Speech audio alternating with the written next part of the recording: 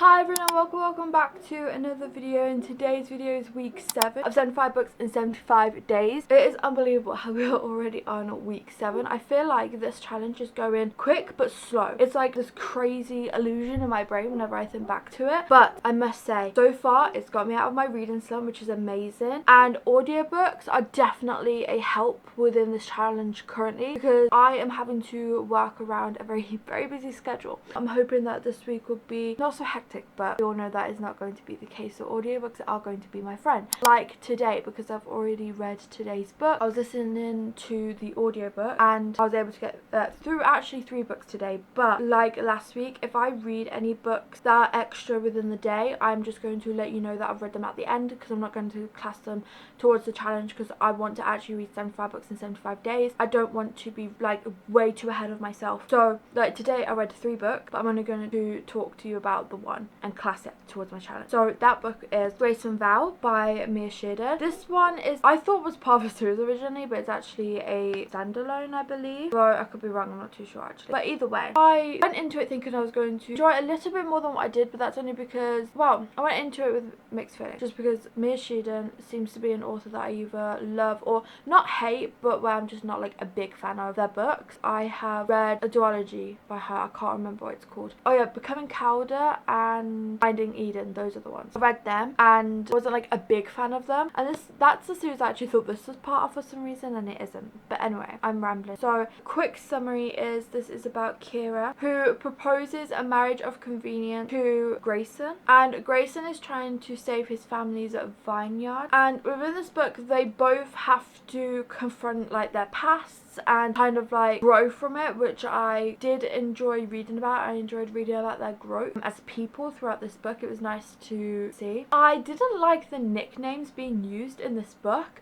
I found them very cringy. I don't know, I'm very precise with nicknames that are used in books. They can't be anything like too weird. Like for example, animal pet names, no thank you. Why? You know, I have read books like that. That's an example. Nicknames in this just wasn't for me personally. I felt like most of the time Grayson came off as very judgmental towards Kira and the things that she was going through, and I just didn't like that. I felt like he wasn't very supportive, and Kira was way too easy on him with the way he was treating her. Like she let him get away with it and just kind of like brushed it off. And I don't know, I would have liked it if I saw her like kind of back herself up, you know, stick up for herself, be like, I don't like how you are kind of like treating me in a sense. But I would say this is definitely a emotional roller coaster. You really do go through all the emotions, especially because there's like loads of different things happening with this, with them like getting feelings for each other, but then also there's lies and betrayal and all that stuff. Honestly, I do feel like not much happened with the plot.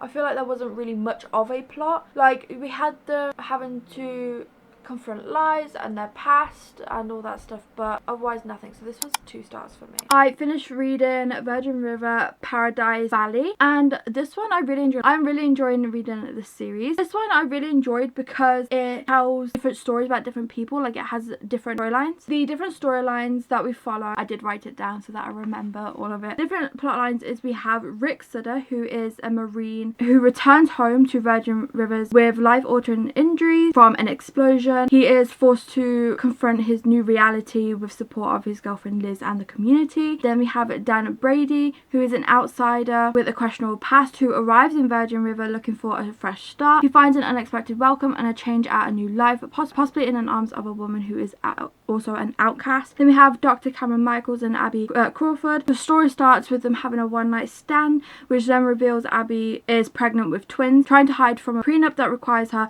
to remain quiet. Dr. Michael moves to Virgin River to take over the old doctor's practice and finds Abby hiding in town, leading to a tentative new relationship. And then we have Walt and Morel, I think that's how you say it. The story continues the romance between Walt and Morel, who are navigating their relationship as Morel works on her movie and Walt waits for her return. I love the stories. I found most of them heartwarming to read about, and it was heartwarming seeing in especially Rick's story how the community came together for him to help him during his recovery. It definitely felt like a found family moment. I like how, like I said, the story focused on a lot of different storylines, and there was never a moment where I was bored with this book because of the different storylines. There was always something new, something different to figure out, and obviously because there's loads of different stories. So I did decide to rate this book 3 stars. I feel like it's a good middle place to put it.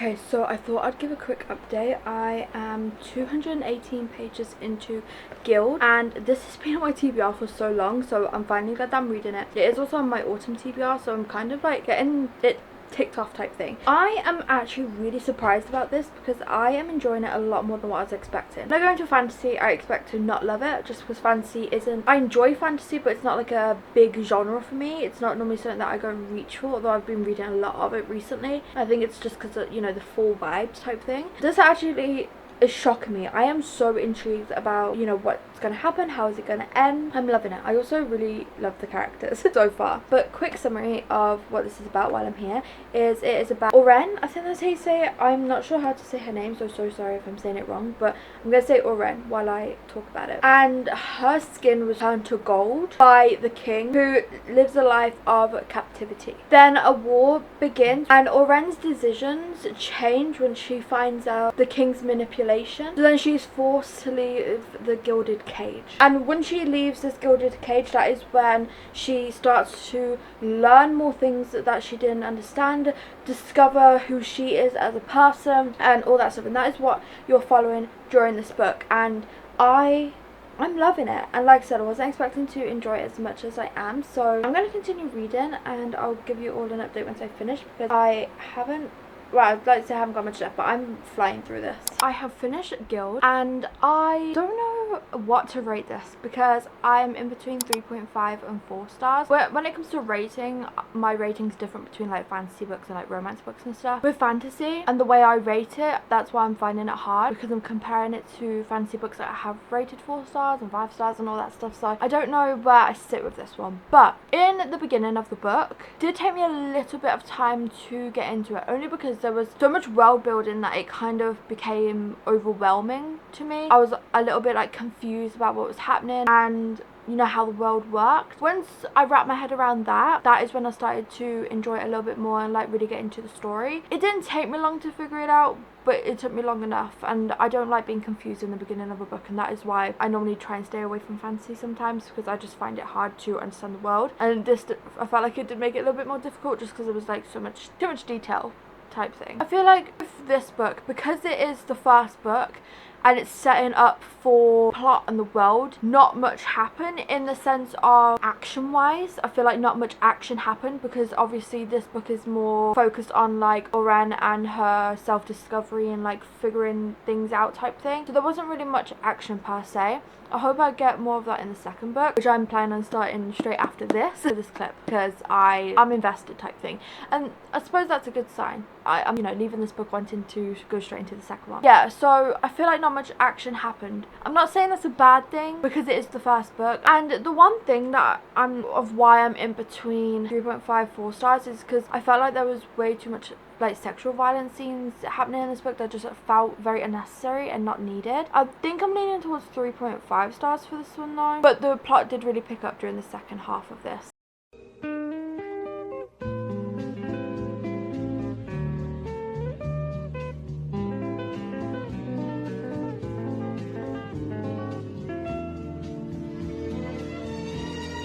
So I was in between whether to start Blood of Hercules or The Prison Healer. I decided on The Prison Healer, and this was a nice, quick, easy read. Well, or should I say audiobook. This is about Kiva. She is 17 years old and she has spent 10 years being a healer in the brutal Zalidov prison. I think that's how you say it. Her life goal is to survive until one day she receives a coded message from her family to keep the queen alive. During this book, I loved how resilient our female main character is, and I feel like that is very important, especially because she has been given such like a big thing to do by her family. I feel like a resilient character is very important, and it made the story so much better. The world building was amazingly done and very easy to follow as someone who finds it very hard to follow what's going on in a fantasy book, or specifically the world building. I didn't have trouble with this book, so it just shows how good the writing style is. I was generally surprised by the plot twists. I didn't see them coming, and I love the suspense and action that happened, mainly during the end, but pretty much throughout the whole book, because you want to know how it's going to end and how it's all going to wrap up and how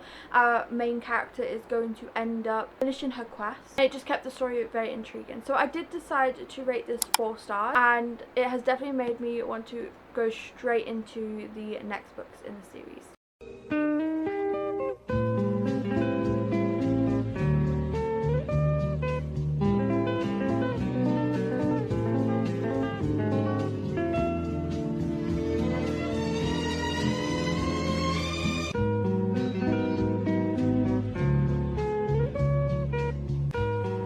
I have finished reading Feybound, and I don't know what to think of this 100%, but I think I'm gonna rate it 3.5 stars because I enjoyed it more than what I was expecting to. I did go into this thinking that it wasn't going to be my thing, and it did surprise me. So this is about 2 elven sisters. One sister is an hardened warrior, and another one is a prophetic, sorry if I said that wrong, diviner, and they both are exiled from their homes, and they end up discovering the world of the Fae. I'm gonna leave it at that. It's better to go into this really not knowing much. I really enjoyed the sapphic enemies to lovers in this. That for some reason I wasn't expecting. I did find the world building very confusing, and I think it was just because it was so like descriptive at times. So it did take me a little bit of time to get used to, but once I got used to it, it didn't obviously bother me anymore. I felt like the plot twist of the book was kind of predictable. There wasn't like a moment where I was shocked about anything that was happening, which is obviously something that I like during a fantasy. I love to be a little bit shocked. But I also love that both of the sisters were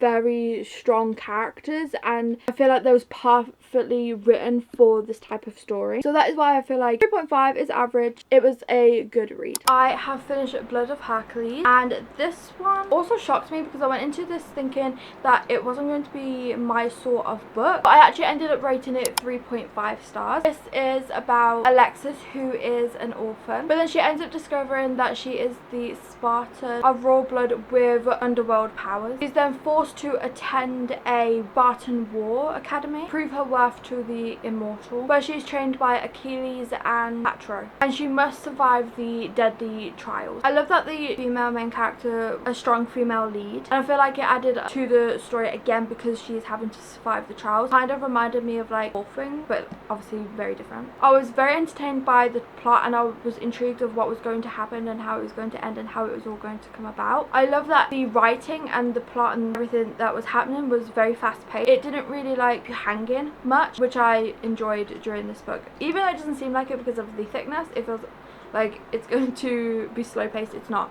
Everything happens very quickly with a great detail. I feel like it was just very well done and well written. I enjoyed the world building of this. I felt like it was very unique of the way it was described, and just the world itself was unique because it has a modern take on Greek mythology. Now the story features enemies to lovers, which I like that trope, but then it also has reverse harem, which me personally I don't like in books. I never have. I just don't like it when the female main character has to kind of choose between 2 other characters. That is why I feel like it is a nice 3.5 star, because the female main character I liked. The romance part of it I didn't, which is very shocking for me, but otherwise the rest of it I really enjoyed. So I read Our Infinite Fates for today's book, and this one actually really shocked me with how much I enjoyed it. I don't know why. I think it's because I went into it blind, and just knowing that I was going into it like fantasy.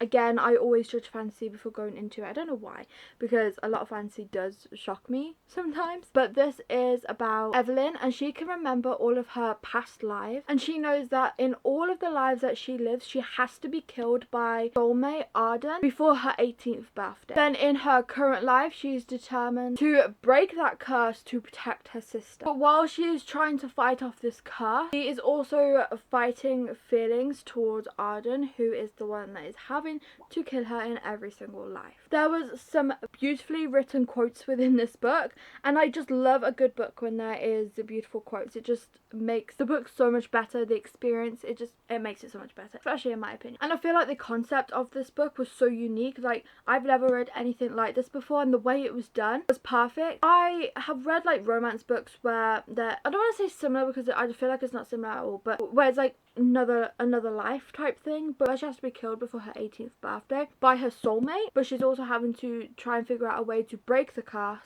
to save her sister. I've never seen anything like it before, and that is why I was like so intrigued by it. I really enjoyed seeing the past chapters during this book about all the previous lives that they lived together. I do feel like the chapters were a little bit too short, to the point where I don't know, I feel like I didn't believe in their love or the fact that there was like soulmates. To be fair, the longer I got into it, the better it got, the more that I could see, you know, the more I saw them fall in love, the more I could like understand type thing. I'll just say the only negative thing I have to say about this book is that the ending felt quite like random to me. It just came out of nowhere. And I don't know, it felt like a bit abrupt as well. That would be the only issue I have with it. But otherwise, absolutely love this, would highly recommend. And I decided to rate it 4 stars. I was between 4.5, 4 stars, but I think I'm going to sit on a 4 star. So the books that I ended up reading this week that I haven't counted towards my 75 books in 75 days challenge is Highland by Mia Shearden, Stinger by Mia Shearden, Forbidden Falls in the Virgin Rivers series, Angel's Peak, Moonlight Road, Glint by Raven Kennedy, The Gilded Cage, and The Blood Traitor. That is the end of today's video. Thank you all so much for watching. Please remember to like and subscribe and leave this emoji if you're watching to the end, and I hope to see you on my next one.